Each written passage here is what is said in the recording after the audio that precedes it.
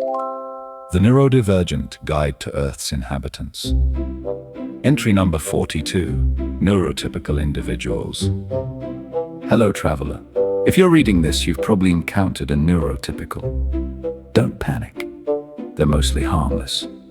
In fact, they're generally lovely. The challenge is that they communicate using a system that appears to have been designed by a committee whose minutes were eaten by the secretary's corgi.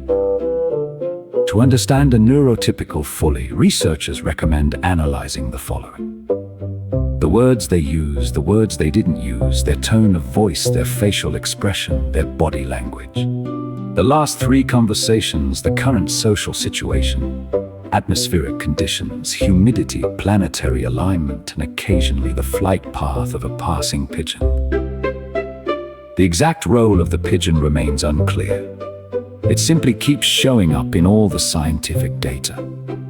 For example, a neurotypical might say, "I might be busy." Now, a neurodivergent listener may reasonably assume this means they might be busy. This is so adorable. What it actually means could be, "I have other plans. I don't have plans. I don't want plans. Wow, look, is that a pigeon?" Or, "I'd rather stay home and reorganize my sock drawer by color, thickness, and emotional significance." Although they may not be quite that advanced, the remarkable thing is that other neurotypicals understand this perfectly. Nobody knows how. Scientists conclude that it's a form of low-level telepathy, but have yet to rule out selective breeding or witchcraft. Another curious behavior is known as small talk. Small talk is an ancient ritual in which two neurotypicals exchange information they already know. For example, "Lovely weather." "Yes, lovely weather." "More pigeons today." "Yes, pigeons everywhere." At no point is any new information exchanged, yet both participants walk away feeling strangely satisfied. It is one of nature's great mysteries. Some researchers believe that small talk serves as a diagnostic test for determining whether the other person is friendly, yet others believe it simply keeps people occupied until tea and biscuits arrive.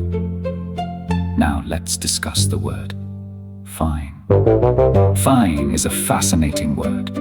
It can mean fine, not fine, very not fine, mildly annoyed, extremely annoyed, hungry, tired, or simply, "I haven't worked out what's wrong yet, but I'll let you know when I do." Experts estimate that fine currently has between 4,000 and 6,000 neurotypical meanings. Research is ongoing. Take care around the phrase, "no worries." This may mean no worries, some worries, several worries, life-changing worries, or a level of worry normally associated with extinction-level events. You may also hear, "We'll have to do that sometime." This is a particularly interesting phrase because nobody has ever located sometime. Researchers have searched calendars, diaries, old codexes, filofaxes, and several dimensions. Nothing. Many now believe it to be a mythical location like Atlantis or affordable housing. There are some breakthroughs, but we have failures too. Researchers once attempted to build a machine capable of translating neurotypical communication. The machine's first message was, "Context required." After receiving additional context, it replied, "More context required." The project was eventually abandoned after the machine developed severe anxiety and a twitch.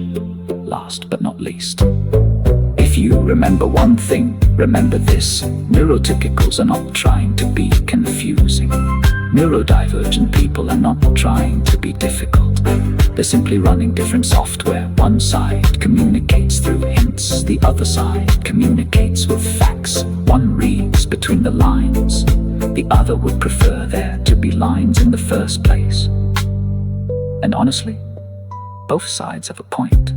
So remain calm, ask questions, carry snacks, and if someone tells you everything is fine, maybe bring extra snacks and birdseed, just in case of pigeons. Because if there's one thing the guide has learned about Earth inhabitants, it's this: nobody has ever calmed down after being told to calm down.